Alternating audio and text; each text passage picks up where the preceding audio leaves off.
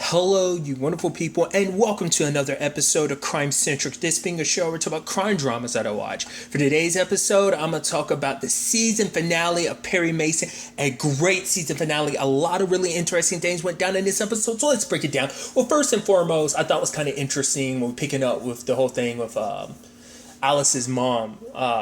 The fact of the matter is she's there with the baby and everything, and it's like, oh, like, well, she's kind of going, we need to find, we need to find Sister Alice. And I thought it was kind of interesting, skipping around a little bit. She's literally not in the entire episode. She's only in a fraction of it. That really surprised me. I was like, oh, that's interesting. I was curious like where that angle was going to end up going, but we'll circle back to it. Obviously, the biggest focal point of this episode is obviously the trial and everything, and obviously Enos is on the stand and everything, and Perry's going after him with all this stuff. Obviously, none of what he brought up and that's the whole point. None of it is stuff he can prove. It's stuff they know, but they can't prove. And obviously, like, we kind of hard cut to because Hamilton's there in court being like, he's not going to confess. Blah blah blah. Perry's like, I'm not done. And we kind of hard cut to like the night before. The fact of the matter is they're prepping for this, and Hamilton telling him ahead of time, it's not gonna do you any good. The fact of the matter is he's going to not confess. Like, other than Enos confessing, there's literally nothing you can do for that. Like, because once again, it's like it's all that true that brought up, and Della's like, one of the things is completely made up, and two of the things are things he fudged. And he's almost looking at her like he's looking at Della like, what? Who the hell? What the hell? Aren't you supposed to have my back in this situation? And obviously he's even asking Drake, because Drake's supposed to be Enos in this case, and he's like, oh, like, were you close to breaking? He was like, no. Basically, he's almost like, I kind of threw you a life preserver, but like, no, I wasn't close to breaking at all. It actually kind of a sad situation how this is. So it's like showing that it wouldn't have worked in the courtroom either. And obviously, because the thing is, in court, it was swaying the jury, because the jury's kind of being captivated by everything that Perry's bringing up. Even the DA's kind of being like, ugh, towards all the stuff that Perry's bringing up. But at the end of the day, it's like, basically Hamilton's telling Perry how to handle it, but Perry's basically like, it's not right. The fact of the matter is her life is on the line, and he's responsible for all this. He's killed so many people to cover his own tracks, and he just basically gets away with it. And that's what the most frustrating thing for him was. And I think for Hamilton, he left because he's like, yeah, I need it because there's no more. And now that the air's run out of room, because he's basically saying that, like, basically Perry's making his case too personal. He's letting his ego get the best of him. He's like, his ego's inflated. So but at the same time, you can understand where Perry's coming from. Like, the fact of the matter is, it's like, Enos is just rubbing it in your faces that everything, because it's like, they never actually go on it over it in the episode, but I don't think because they even say, like, is Saito dead? They say probably. They probably never found his body, because probably, Enos did a good enough job disposing of it. But it is a situation of just like, what can he do? And so Della is suggesting, why don't we get her prepped for, I prepped her for court, which like, Perry is like, no, because basically you put her on the stand, the woman who gave rights so that some sister from a church could bring her dead baby back to life. It's like, yeah, like that's a good, absolute decision. So it's like, that was kind of that, but it's like, because she was even prepping, her by being like, okay, this will put down the swelling with your eyes, but for her, she's like, she wants her baby back. That's all she cares about. And despite everything, knowing that it wasn't going to be that way, she was still hoping and praying, and it was still like all she had, like, with everything going on, it's all Emily had to hold on to, because she didn't have anything else to hold on to. And that kind of plays into like her being on the stand, because basically, Perry kind of did an asshole thing, and he basically threw the whole Hazel thing, and because it's like, oh, like, because Della was saying that the fact of the matter is that put her on the stand, let her, because she's basically had so many people tell her who she is and what she's done. We haven't given her the opportunity to say what she needs to say, in her own words. The fact of the matter is, when it's all said and done, it's like, she's had so many men kind of like look down upon her, which obviously Perry took that and was like, this isn't, you're trying to make it this whole thing about you and Hazel. This is completely different from her, a woman being accused of her killing her child. And he was like, what, you didn't think I knew about you and Hazel? She's like, I figured you knew. I just didn't know you were going to throw it in my face like that. But it's just kind of like Perry reluctantly puts her on the stand, not before he ends up having a conversation with Pete about the whole thing. So it's like, obviously it's like he's not giving Pete an actual apology, and I think that kind of speaks volume. So it's like, all right, you got basically one more thing to play. What is it? So when it's all said and done, though, in the grand scheme of things, he puts her on the stand and she's able to talk about everything, the night in question. Basically, the reason why she went to George instead of her husband, because it's like, Matthew was unkind and he's kind of sitting there a little uneasy, because I was like, and I think that is the most effed up thing, because like she has to be put, like all her business is put out there and their limelight and everything. And what about him? He gets to sit in the stands with his dad and just be fine. It's just like, you don't get that. It's like you weren't the best husbands, but it's just I just feel like it's so effed up that even him and his dad turning their back on Emily, being like, oh, this and that, him calling all the terrible names that he called her and stuff, like it just doesn't seem right. And I think that's a beautiful yet effed up aspect of this episode, because at the end of the day, it's like, did you really expect us to have a happy ending, like everything was going to work out? It's just like, and that's an aspect of this episode, is about justice and all that. Regardless, kind of, before I get to all that, Emily talked about the fact that she was duped by George. George literally had me on the phone for an hour while the others were, and they're taking my son. So it's like, did you have anything to do with your son? It's like, she's like, I thought my husband, my heart isn't Matthew, and it wasn't George, it was my son, so the fact of the matter is that I would never do anything to hurt him. But obviously the DA is able to twist that around. Yeah, you had sex when you're away from your baby and everything. Yeah, your heart. So he's turning on that, like everything that's come up in court and everything against her in that moment. And obviously, he's trying to blame her for everything and be like, basically saying like, if it wasn't for you, you created these circumstances, because if you had never had your affair, it would have never led to this, because you accidentally let it slip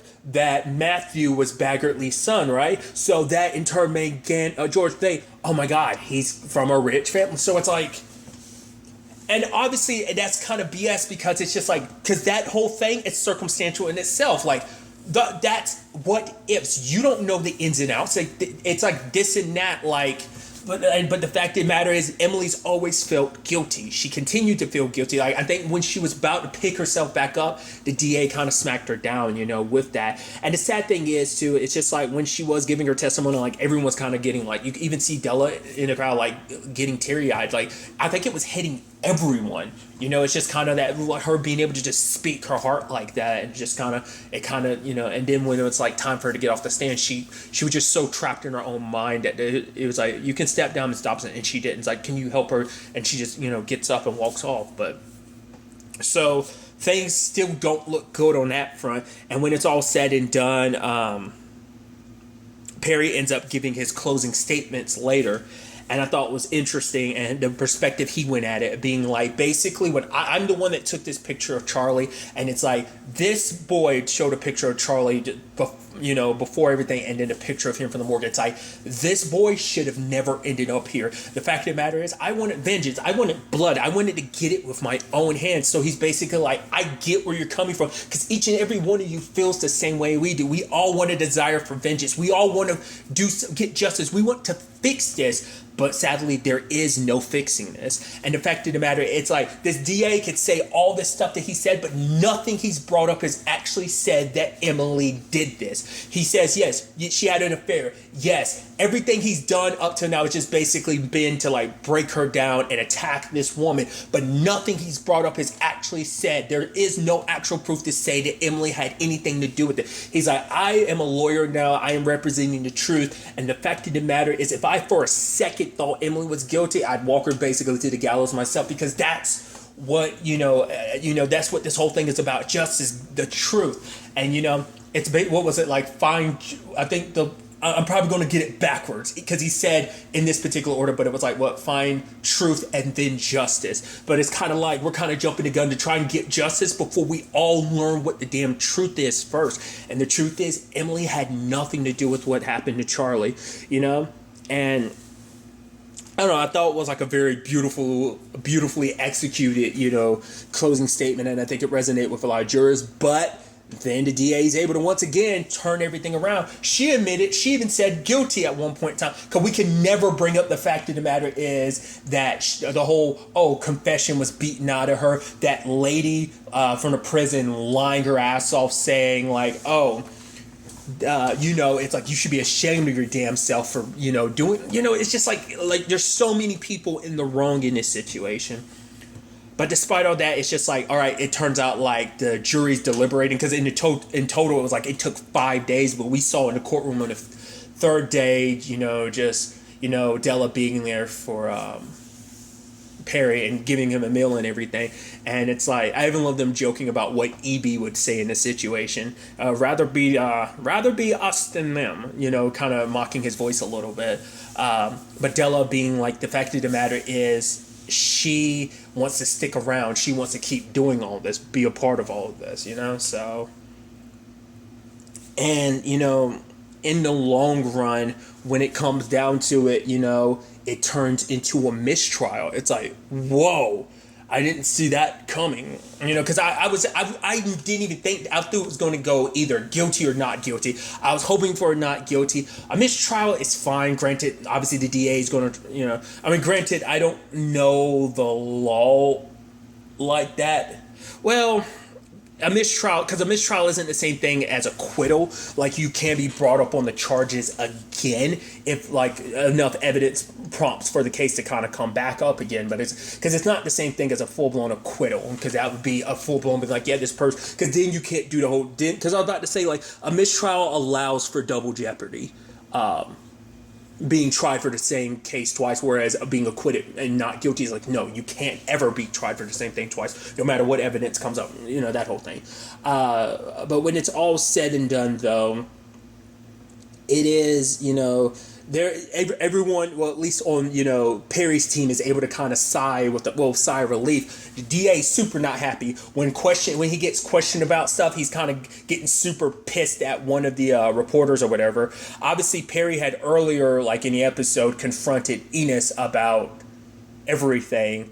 And because Enos was like, oh yeah, you said that you were going to get the person that, the real criminal behind all this. He's kind of gloating in Perry's face. Perry hits him. And Holcomb kind of holds him back and is like, you come at my partner like that again, you're dead. I was like, dude, and it sucks. Drake was actually, he was talking to Clara, because for her it's like, are you really going to do that? Like, things don't look good. But for him, it's like he wants to stick around long enough so that everything can, because obviously he knows what kind of person Enos is, especially now with all this out there being like, oh, Enos has been cleaning shops. So it's like, he wanted to make sure his wife and child were okay, so it's a thing. The moment she was kind of like, well, it's kind of too late or something like that, made it sound like, she had the baby while she was away. Because at the end of the episode, she already has their child. So I'm thinking while she was away, she already had a baby since she said, well, it's kind of almost like it's too late. So that's what I was thinking. But regardless. Then there's also the interesting Pete side of thing, because I was like, okay, so what's Pete been up to this entire time? And it turns out he was bribing one of the jurors, and he's like, oh, so, is this enough for me and everyone else? And Pete turns around and he's like, what are you talking about? Well, the other people, like, were they paid? Oh, they weren't paid? Oh, I guess that housewife was kind of lucky after all. And Pete is pissed at Perry, and now I am misconstruing that scene, and I'm not 100% sure how to interpret it. Maybe it's meant to be left open, or maybe it is a little more concrete. But for me, I interpret that as either Pete was pissed at Perry because he's like, you know what, I'm going to go work for Hamilton. He's like, well, you don't know that dude. You know me. Like, whatever salary you want. It's like, no, I'm going to go work for him. Congratulations. You should be happy, Mason. You won. So I think for him, it's a thing of either the fact is that Perry, like, they're fighting all this injustice about people being dirty and stuff like that. And I think maybe he was fed up because Perry did that. Like, it's a thing of like, you skirted the line, because like Pete holds some like value of like, following the law and believing it in the system to a certain extent. And I think except for the people who are corrupt and douchey like Enos and stuff like that, I think that, but I think he doesn't like crossing that line, because he used to be a part of the, he used to be a police officer. So I think maybe that's what rubbed him the wrong way. So I don't know how to interpret that as like, you made me cross this line for nothing, because things would have worked out in Emily's case already, because the jury was already kind of sliding, it would have kind of led to this outcome regardless. Or, and this is the other way I kind of thought about it, is it implying that Perry paid off the other two while Pete paid off this dude? So it's like Perry once again not bringing you fully into the fold. Oh, I have all this other stuff I'm doing, not telling you what's up. I don't know how to interpret it. Like, I almost wonder if that's what that's supposed to be, because I think for him it's almost a thing of like, maybe from his perspective it's like, is this really even about Emily anymore? Is this just your pride wanting to, like, that's like, so that's why I'm not sure how to interpret that. Like I said, if you're out there, like, maybe there's people who are like, no, it's clearly this, but to me it was left open enough to be like, not 100% sure. Like, the fact is they bring that up, like, I don't know whether to be like, oh, like, well, it's like I was saying, like, oh, the mistrial was going to happen either way, because the other people that were kind of on the fence of this whole thing, it's like, oh, no, like, they were getting paid off, and whether they were getting paid off or not is like the big question. I think regardless of everything, my opinion on why Pete felt the way he did, I mean, to be fair, he already felt unappreciated when it came to, Perry. I mean, that might lean into it. Like, the fact of the matter is, it's like, no matter what I do, it's just the work I put in isn't good enough. So rather than you trusting me to get it done, you were like, I'm going to handle this on my own just in case you screw up again, like the Saito situation. So that could also kind of flow into, like, Perry not trusting him enough to tell him everything from the beginning, or at least leaving him to handle things. Regardless, because of that, he ends up, working with Hamilton.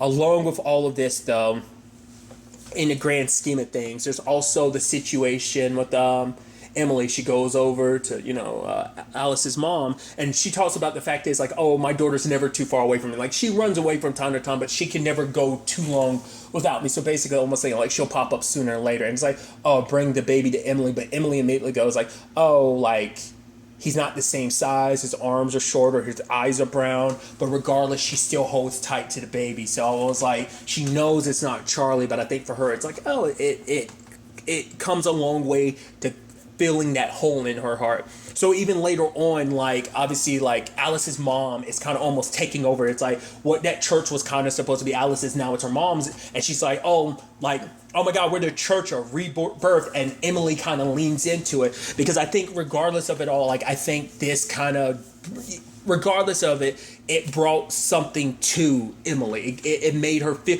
like, once again, it's like she said it herself, like, Charlie was her love, and it's like that love, her heart was gone. This was her way of kind of getting it back, even if she has to kind of parade it around like, oh, this is some grand miracle. And obviously, like, everything's looking better, for the church and everything, at least in her case of like, oh, like, she's grounding more support, because they've left that church behind, and I guess a lot, her as well as a lot of the other hierarchy in it kind of started their own thing, because we do hear that Hamilton's going after the church for like all this money stuff. So, and obviously we even see Pete on the stand kind of testifying about all of that. So, and obviously we see Drake with his wife kind of welcoming her back home, and that's kind of all settled. Then there's also the stinger about Enos. Now, I wasn't 100% sure how to really see. I was like, okay, so how's this going to go? Especially with Holcomb was talking ways. If something happened to me that, you take care of my family, something happened to you, your family will be taken care of. I was like, oh, it's about to go down. I was halfway expecting someone to get headshotted, but it's like, of course you're not going to do something like that. And they basically drown him in the fountain. I interpret that as like, oh, it's like, we need to get rid of Enos. And the sad thing is, he did so much cleaning house, getting rid of all these other loose ends, making sure nothing trailed back to him. And that, in the end, finally made him a loose end, because there was too much problems, like probably too much speculation in the media, especially because Drake came in, he returned a gun, the money, and his badge to like their captain, or whatever, because he was done. Like, he couldn't live with, like, he couldn't be a part of a system that's messed up like that. what they put her through, and just the fact is it was a cop that was behind all of this. But regardless, Holcomb, and it's so interesting, once again, Holcomb is dirty, but I guess it once again caught me by surprise. The fact is that he chastised Enos for being as dirty as he was. So it's like, I'm sorry, Joe, but it's a kind of like a thing of like, yeah, I gotta look out for my family and me, and you're a loose end, you're dangerous, because the fact of the matter is you're too much trouble to keep around, so goodbye. And it's like, is it justice?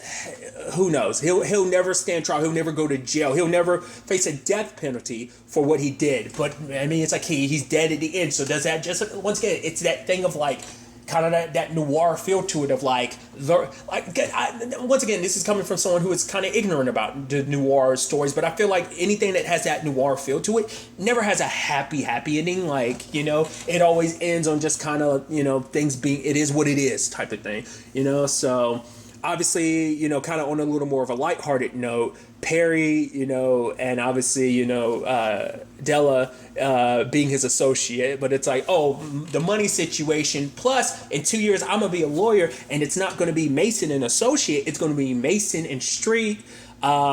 And even, Drake is like, while you're figuring out this money situation, you can just pay me. And it's like, oh, here's some expenses for that address I was looking up. He was like, you got any receipts? He's like, what, my word's not good enough for you?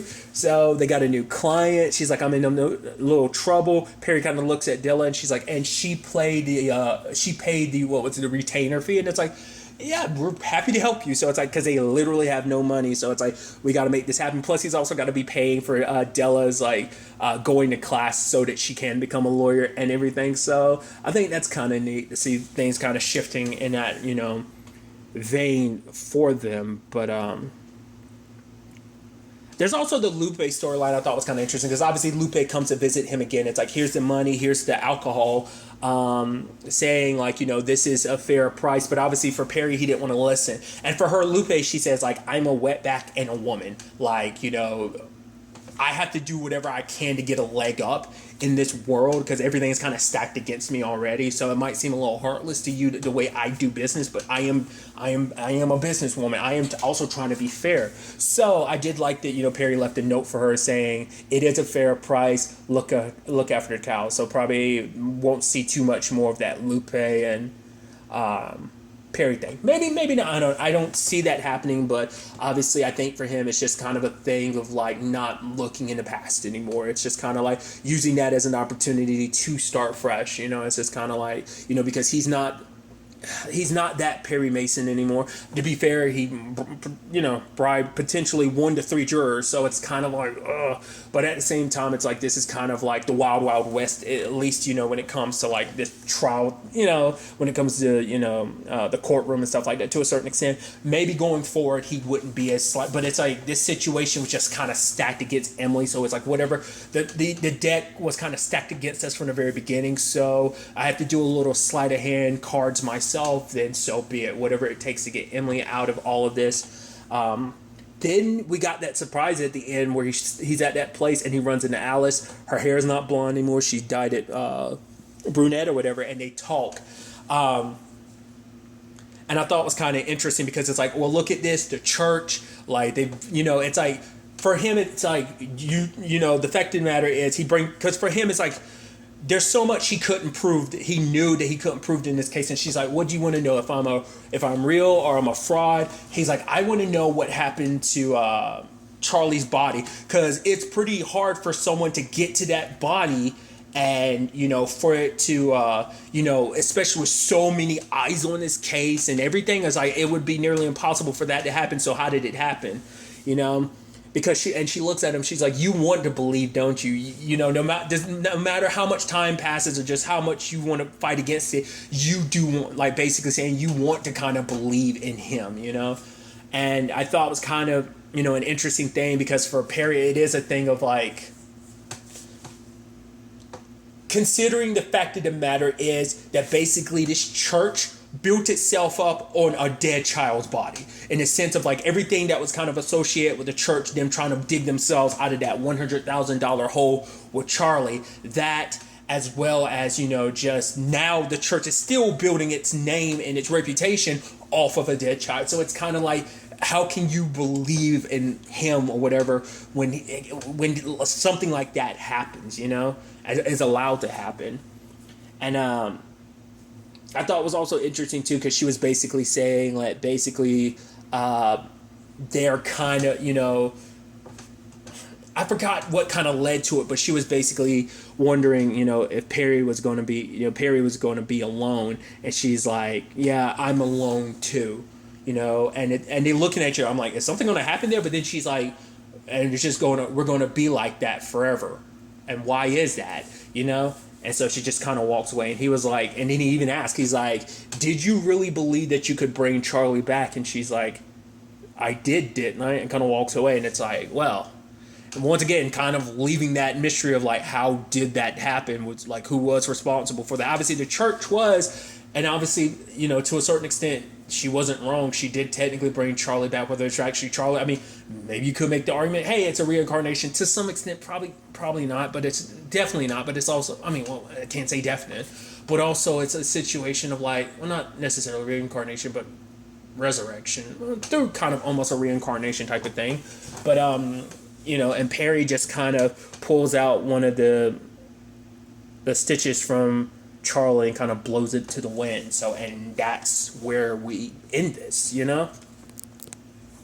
It's a situation where it's like, I'm going to look it up in a second whether or not this is coming back, but even if it did come back, I don't think we touch hide nor hair of anything associated with this case. The story beats will probably go forward. Like, we'll probably see some characters associated with, like, probably you could see, like, obviously Drake and Della, we see them in Perry. Because once again, this is something I talked about. To my knowledge, once again, I've never read the original Perry Mason stories. But like, prior to the show starting, I'd read that he was a lawyer, so him being kind of an investigator kind of took me by surprise. So, but I guess this whole thing is supposed to be kind of a prequel. I don't know whether it's technically like a prequel to the books, or whether or not he did start like this in the books. Once again, I'll have to do my own research. I think I literally said that before, but I didn't actually go through with it. But this time I'll try and do it, not unless someone ends up answering the question before I do that. I've got plenty of time in between. But regardless, the fact of the matter is, I don't think we'll ever get anything else with this. Probably Sister Alice, probably the last time we'll ever see her. She'll probably never be associated with the church ever again. It just probably has no intention of returning to her mom, considering, well, the fact of the matter is, I think it's also, and it's something I brought up, like, her mom did so much stuff. It's just kind of like, her mom will say it's for the church and like, oh, I'm doing this for you. But it's like, no, at the end of the day, it's for you. So that's why she just couldn't be there anymore, because I guess maybe she kind of lost a little bit of her own faith along the way, but it makes you wonder, is that true for both of them? Will they always be alone? Especially in Perry's case, yeah, he has Drake and he has Della beside him, but at the end of the day, he is kind of alone in all of this. It's just like, his experiences past has kind of led him to be in that situation, and I think it's a situation that doesn't really leave room open for you to, maybe all that's kind of made you who you are now doesn't leave room for kind of a love life. Maybe, who knows, maybe things are just kind of doomed not to work out, or maybe he'll feel like that. But regardless, I went on a huge tangent. My point was, I don't think we'll get a continuation of like, oh man, we might get maybe little winks and nods of like, oh, this is the case Perry worked on beforehand, that's about it. Maybe we'll get some updates in the background, but I think it's just kind of like it's a open and shut case. This is one complete story, and then the next, like, it's almost like a borderline episodical, almost to a certain extent. Like, every season's, it's kind of like a little bit like Bosch. Every season's a new case, basically. Kind of a borderline between what's the word I was actually looking for? Not necessarily episodical. Anthology is the word I was looking for, sorry. It might not be like an anthology type of situation, like American Horror Story type of, so who knows? Or I guess another example, a closer example would be like Bosch or The Sinner, for example, like certain characters continuing over, but that's like the stories being completely different. Like, that's what I think. If they did another season, it would end up like that. Perry Mason has been renewed for a second season, so I'm really interested to see, like I said, how they do in fact handle it. But like I said, I'm sure it's going to be like a brand new case. But even just aside from the case, I'm curious to see where this whole lawyer business takes. Perry in the future, what this means for him, Drake, Della, what about him and Pete's relationship? Like I said, I think this will be the end of things between him and Lupe, but who knows? Maybe some things will kind of continue in some shape or form. I'm curious to see where things go from here, who he becomes going forward with all of this, what this next case will be. Will it be this case that we're picking up at the very end, this Eva Griffin, or will it just be a brand new case? Most likely a brand new case. Maybe it'll be a thing of like some time has happened in between and it's like, oh, Perry's worked on a number of cases in between that you won't hear too much about. Maybe not. Like I said, I'm very, very interested to see what they do with the second season. But really, that's all I want to talk about. Until the next time we meet, be happy, be safe, live life to the fullest, and enjoy it. Good day and good